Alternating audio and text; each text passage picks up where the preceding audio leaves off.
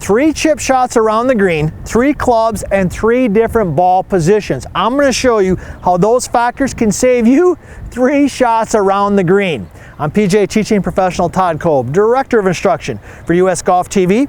And these shots we're going to talk about here today, a stock little bump and run, what I would call a normal chip shot, and then one buried in the grass, require different clubs and different ball positions in order to execute them correctly. These are things that the tour pros know that I'm going to share with you here today. So let's dive right into it. So the first shot right here is a basic little bump and run. I'm only gonna land it 3 or 4 feet in the air, carry it 3 or 4 feet in the air, and we're just going to roll it up. Now some people, if you really struggle with your chipping, they might actually even putt this, and that would be acceptable also. But let's talk about how we hit it with the chip shot. So the first thing I'm going to do is I'm going to use a pitching wedge.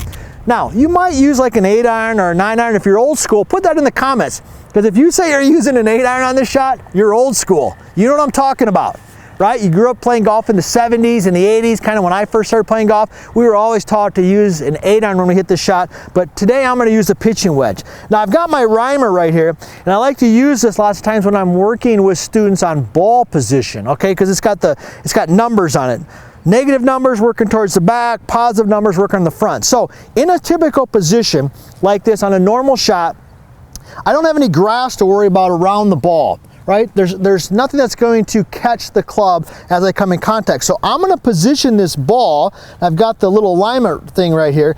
I'm going to position this ball right in the middle of my heels. Okay, notice how it's right in the middle of my heels. I'm going to have a little bit of weight forward. Now the reason I can do that is because there's no grass behind the ball or in front of the ball, and that's going to change as we work through these shots. So let me just go ahead and hit it, because today we're just talking about ball position. So ball in the center of my heels, club face a little bit open. If you want to know more on the technique of the chipping motion, we've got a ton of videos on that already.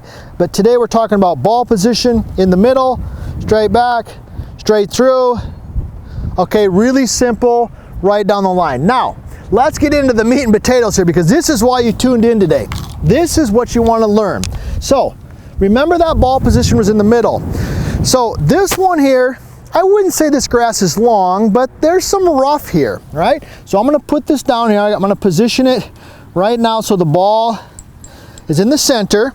Now this time, I'm going to go to my 54 degree. I want a little bit more loft because I've got to carry the ball a little bit further. But today's focus is on ball position, all right? Ball position. So because there's some grass around the ball, nothing crazy, but there's some grass behind the ball there, I'm going to actually move the ball back a little bit. So I'm going to move this back here to the -2.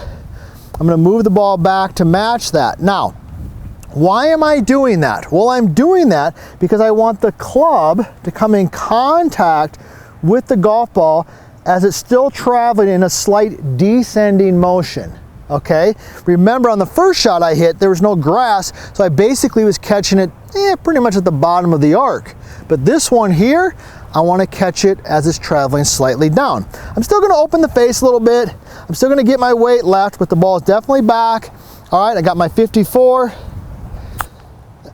It'll pop up a little bit higher because of the more loft, but I still had good contact because of the new ball position. I'm going to take that shot every single time. Now, let's get to the last one here, because this is where the gold happens. This is where the gold happens. And I got to tell you this, if you haven't already, hey, do me a favor, subscribe to the channel here at US Golf TV, ring the bell, and do me a favor, tell a friend about us, all right? Help us out a little bit, spread the word of what we're doing here at US Golf TV. All right, so here we go. Once again, I'm going to position it with the Reimer so it's in the 0.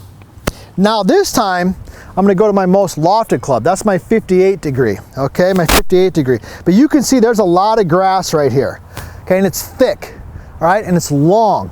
So I've got to make sure that I position the ball so that I catch it as the club is really traveling in a downward motion. So what I'm going to do is I'm going to move this way back. I'm going to move this thing back here. I'm back by about somewhere between the -4 and the -5. So let me move the ball back there, okay. Get it down in there because I want you to know that I'm actually hitting a shot where it's buried. I don't want you to think I'm cheating on there. If you do, put that in the comments. We got that ball way back. Now, I'm still got my weight a little bit forward. I got the club face a little bit open. Here we go, make my swing.